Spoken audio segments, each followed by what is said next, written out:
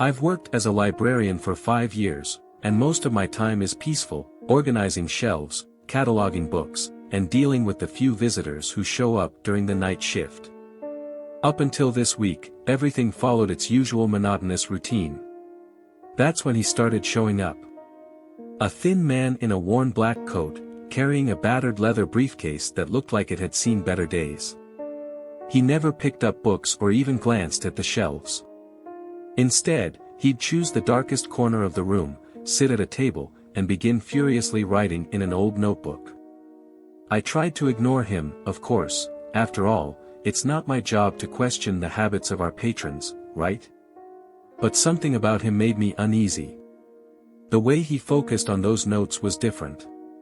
It wasn't the distracted or relaxed kind of writing, it was as if he were possessed by some invisible urgency. Yesterday, while tidying up some tables near his, I noticed something strange. He was copying excerpts from old newspapers spread across the table. They weren't random articles, all the clippings were about disappearances in the area. It unsettled me, but I still hesitated to intervene. When I finally gathered the courage to ask what he was doing there, he slowly raised his head, gave me a smile that chilled me to the bone, and said in a disturbingly calm voice, "I'm just documenting the next chapter." At that moment, I didn't know how to respond. I just pretended I understood and went back to work, trying to shake the feeling that something was very wrong. Today, after he left, always at the same time, as if following a precise routine, I went to clean the table where he usually sits. Normally, he leaves everything immaculately organized, as if trying to avoid drawing attention. But this time, something had been left behind, a forgotten photo tucked under his papers. When I picked it up, my heart seemed to stop for a second. It was a picture of me, taken without my knowledge, probably while I was working at the front desk. Someone had circled my face in red marker, and below the photo, handwritten in the same irregular scrawl as the newspaper clippings, was the word "next." My hands began trembling so badly I almost dropped it. I knew what it meant, but my mind refused to accept it. I tried to convince myself it was some kind of sick joke or maybe a bizarre coincidence. But the feeling of being watched for days came rushing back with full force. I started replaying every detail about the man in my head, the black coat, the worn briefcase, the clippings about disappearances. And now this. He wasn't there by chance. He was studying me, choosing me. The library, which had always been a calm and safe place, suddenly felt suffocating, as if the shadows in the corners were coming alive. I decided I needed to do something before it was too late, but what? Going to the police seemed useless. What proof did I have? A creepy photo and a bunch of wild theories. I returned to my desk, trying to calm myself, but it was impossible. Every sound in the library, the creak of the floorboards, the rustle of old pages turned by the wind blowing through the windows, felt like it was telling me I wasn't alone. I decided to call an old friend from college, someone who always enjoyed investigating strange things like this. When I explained the situation and described the man and his disappearance-related clippings, he went silent for a few seconds before saying something that chilled my blood even more. There's a string of unsolved cases in the area, all involving people who frequented isolated or quiet places at night. He mentioned that many of these cases dated back decades, as old as the newspapers the man was copying. My stomach churned as I realized that maybe this guy was connected to something much bigger, and much more dangerous. I decided I wouldn't go back to work alone. I called the library coordinator and made up a flimsy excuse about being sick, knowing it would give me a few days to figure out what to do. During that time, I became obsessed with finding out more about the man in the black coat. I spent hours scouring online news articles and public records, trying to find anything that might help identify him. But all I found were more unanswered questions. The only certainty I had now was that he knew who I was, and that I was probably already part of his plans. The note with the word "next" was burned into my mind like a mark I'd never be able to erase. On the third day away from work, I started feeling paranoid. Every car passing on the street seemed to be following me. Every sound in the hallway of my building made my heart race. I knew fear was taking over, but I couldn't stop it. I even started researching how to legally protect myself. Could I get a restraining order against someone whose name I didn't even know? Then, while organizing the information I'd gathered, I noticed something even more disturbing. In each of the disappearance cases my friend mentioned, there were reports that the victims were last seen in public places with someone wearing a black coat and carrying a briefcase. It was always the same pattern. And now, that pattern seemed to be repeating with me. That night, I decided to sneak back into the library outside of my work hours to look for more clues. I knew it was risky, but I needed to understand what was happening before it was too late. I entered through the side door, which is almost never locked, and crept slowly between the shadowy shelves. The silence was absolute, except for the sound of my nervous breathing. When I reached the table where he usually sat, I found something that froze my blood again, another handwritten note, in that same distorted handwriting. This time, there was only one short sentence, but it was enough to make me want to run. You can't run forever. I looked around, trying to spot any movement in the shadows, but I saw no one. Still, I knew he already knew I'd been there. I left the library as fast as I could, but the feeling of being watched didn't leave me for even a second. When I got home, I locked all the doors and windows, as if that could really protect me. I spent hours sitting in the dark, holding the note with trembling hands, trying to make sense of what it meant. You can't run forever. Those words echoed in my mind like an inevitable sentence. Did he know where I lived? Was he watching me now?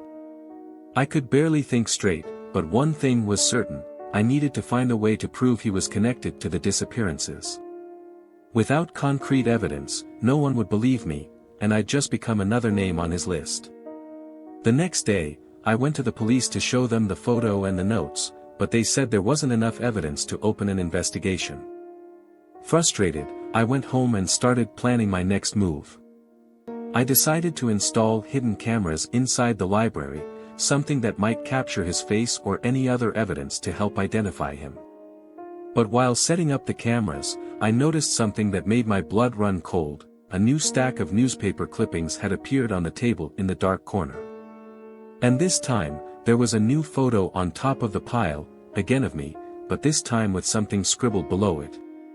It was a date, today's date. My knees went weak as I realized it might already be too late. Whoever this man is, he's not playing around. And now, all I can do is wait, and hope someone believes me before I become just another chapter in his notebook.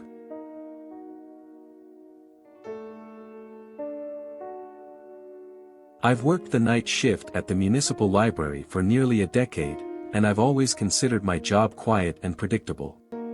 My nights are usually spent organizing shelves, helping the few visitors who show up, and making sure everything is in order before closing. But that night, something completely changed the way I see that place. While doing my usual rounds through the building, I noticed a door in the basement that I'd never seen before.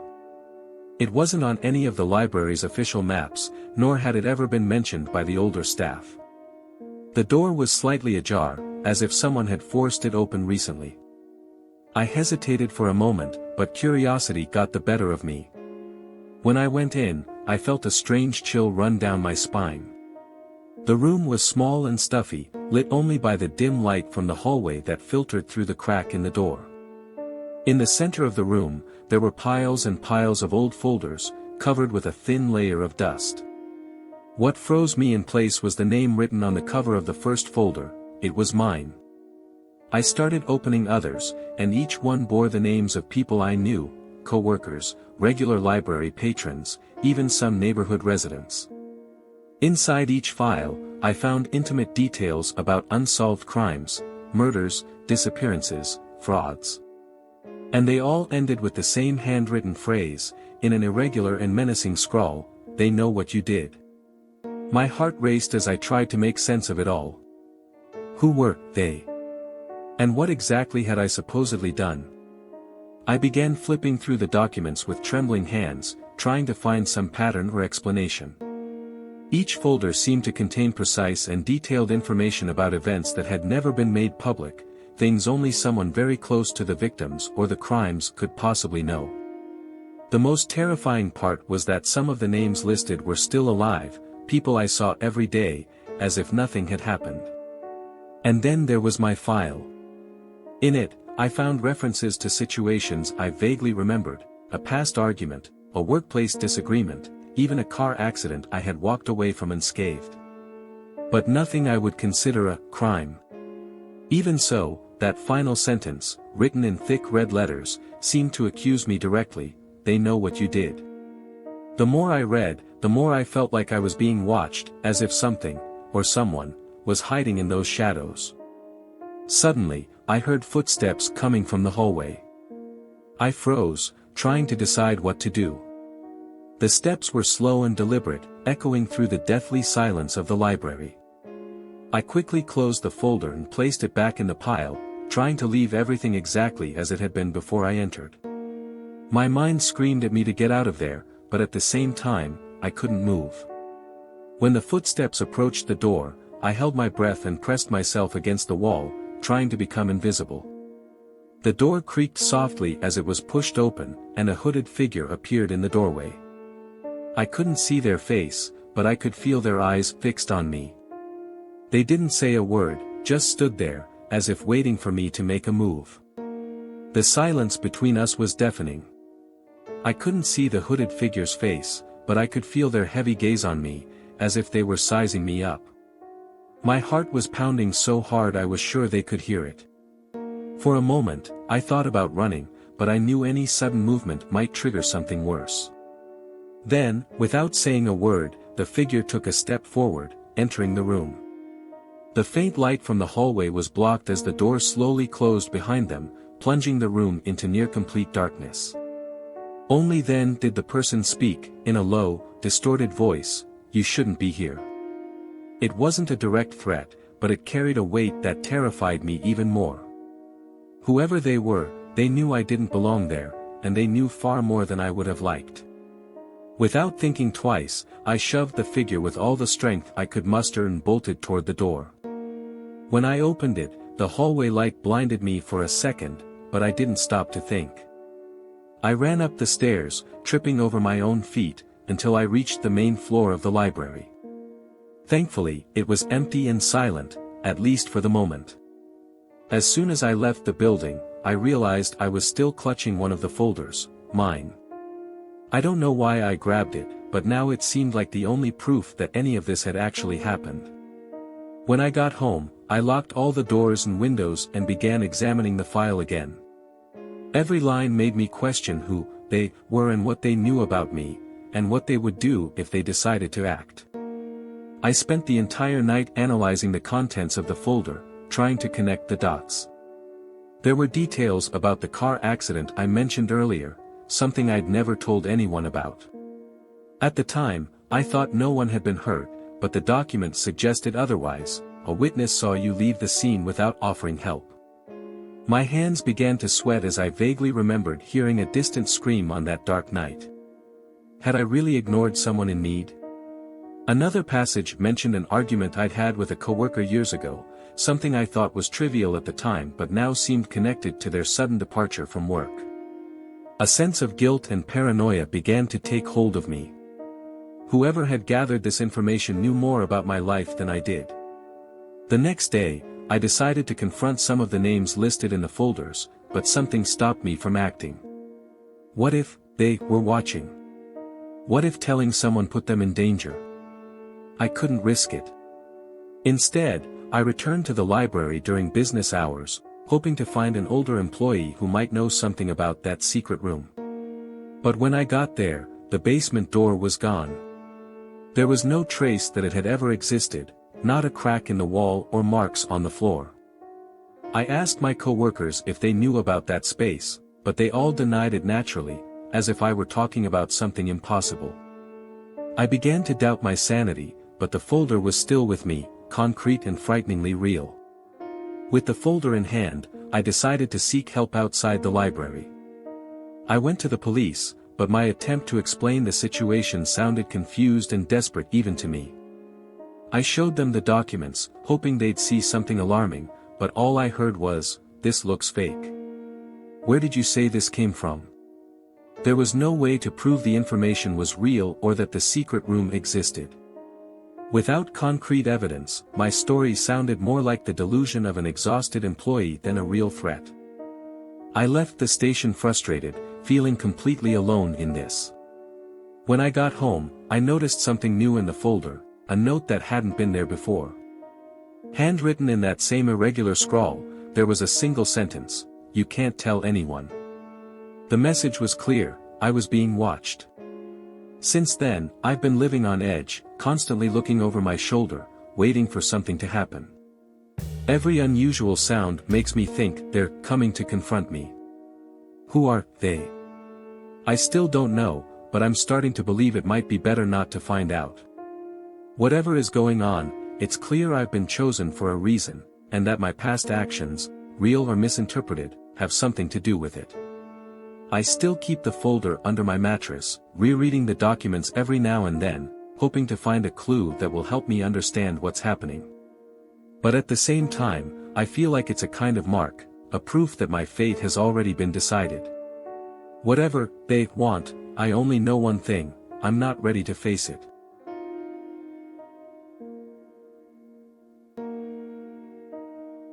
Working the night shift at the library always felt lonely, but safe. After all, who would break into a place full of old, dusty books? At least, that's what I thought until I started noticing strange movements in the aisles. At first, I figured it was paranoia, maybe exhaustion, or the shadows cast by the dim lights were playing tricks on me. But then I began seeing figures darting quickly between the shelves, almost as if they were watching me. I tried to ignore it for a few days, convincing myself there was nothing there but my overactive imagination.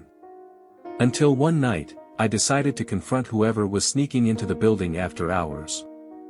Armed with only a flashlight and a courage I barely felt, I followed the muffled sounds of footsteps and whispers to the main reading room. When I walked in, I got such a shock that I nearly dropped the flashlight. There was a group of people gathered around a table, dressed exactly like me, identical uniforms, name tags hanging from their chests. They looked like employees, but something was off. They didn't work here. I knew that because I was familiar with everyone on the other shifts at the library. Before I could back away, they noticed me. One of them, a tall man wearing sunglasses even in the dim light, approached and calmly said, "We are the Guardians. We're here to find witnesses to buried crimes." He pointed to the table, where there were detailed maps of the city and photos of faces marked with red X's. My blood ran cold when I saw my own face among them. My legs felt like jelly as I stared at the photo with the red X drawn over my face. "What does this mean?" I asked, trying to keep my voice steady, but it came out shaky and hoarse. The man in sunglasses didn't answer right away. He just stared at me for a few seconds before saying, "You know more than you should about an old case connected to this place." An old case? I could barely remember details from the previous week, let alone something that happened before I started working there. I tried to argue, to explain that they were making some kind of mistake, but another member of the group, a woman with a stern expression, interrupted, "There's no point in denying it. Your choices have already put you on the list." Her voice was cold, emotionless, as if she were reading a report. They began murmuring among themselves, studying the maps and jotting notes in old notebooks. It felt like I had been temporarily forgotten, but that didn't make me any less terrified. I watched the faces around the table, all serious and focused, as if they were part of some secret organization. I asked again what I supposedly knew, but no one gave me a clear answer. Instead, the man in sunglasses simply said, "If you run, it'll only make things worse." Before I could respond, I heard footsteps echoing down the hallway, as if someone were approaching. The room fell completely silent. When I looked back at the table, the group had vanished, leaving behind only the maps and photos. But the last thing I heard before bolting out of the room was a whisper coming from the shadows, "You can't run." I stumbled out of there, unsure if I should call the police or just run home and hide under the covers. But something inside me knew there was no escaping this. They already knew who I was and where to find me. When I got back to my small apartment, I started going over everything I knew about the library. I thought about the old files I occasionally flipped through during my night shifts, many of them yellowed with age and almost illegible. Could one of them have contained something I wasn't supposed to see? Or maybe some casual comment I made about the building or its visitors had caught their attention. The more I thought about it, the more confused I became. I couldn't recall anything specific that would justify my inclusion on their list.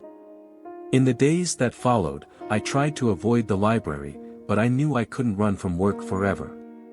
Every time I entered the building, I felt a constant presence lurking, even when I was alone.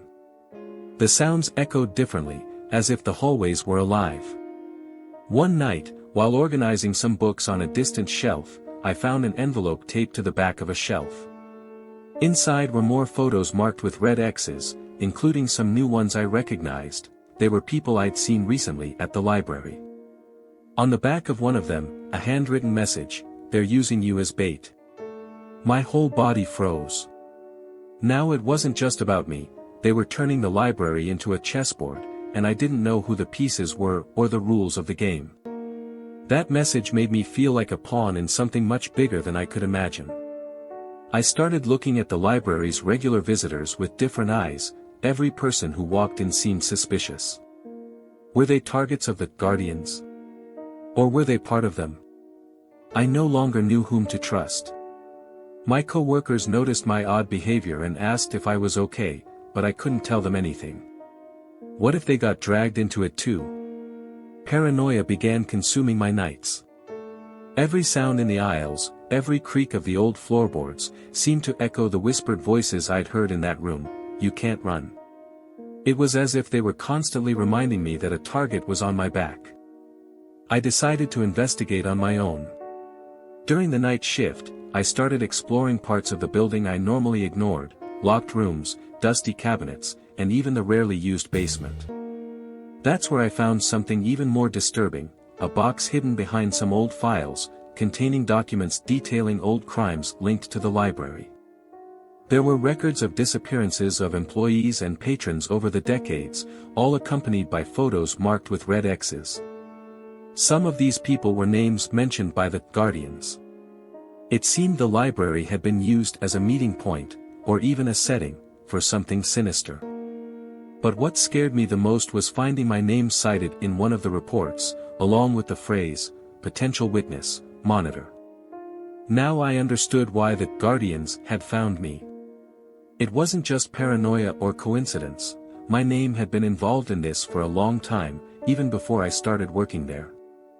Maybe something I'd done in the past, without realizing it, had crossed their path. Or maybe it was simply my presence in that place, as if I were a key piece in a puzzle I still couldn't see. The feeling of being watched intensified. Every time I looked at the security cameras, I felt like there were eyes on the other side of the lens studying me. I tried talking to the library coordinator about the documents, but he just laughed and said they were old stories with no basis in reality. He wouldn't even look at the contents of the box. These days, I'm still working the night shift, trying to keep my composure while battling constant fear. The Guardians haven't appeared in person again, but their voices still echo in the shadows, reminding me that I'm being watched.